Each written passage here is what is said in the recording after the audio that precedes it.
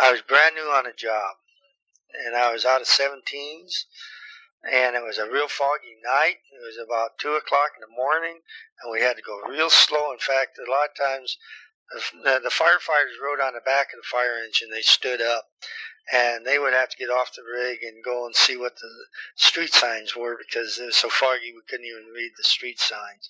But anyway, this house fire was probably about 10 blocks away from the station, and we pulled up in front of that, and we could smell it, but we couldn't really see too much of it. So me and the captain busted open the front door, and we immediately fell to the ground. The fire had burnt so long that the floor was burned out, and so we got banged up a little bit going through the floor joists and stuff on this house.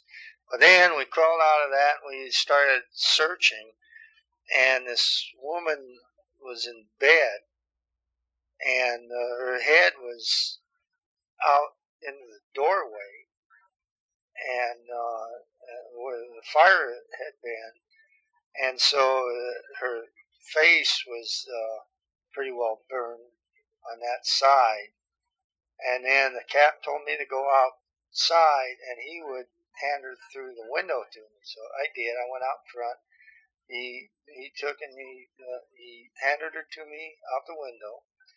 And then about that time, her daughter came up behind me, and here I was holding her mom, and the side of her face was pretty well burnt off, and the steam was coming off of it, from the cold night.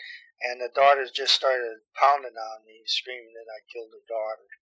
And that night lasted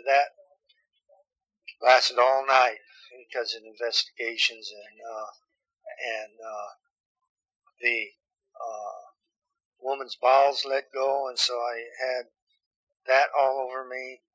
And then the battalion chief left his lights on his rig, on his car.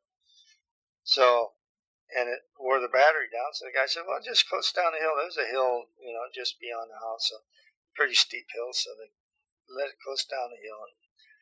And we waited and waited and waited. And finally here he comes up, walking up the hill. His car didn't start. So that meant that we had to go back to the station, get the battery out of one of the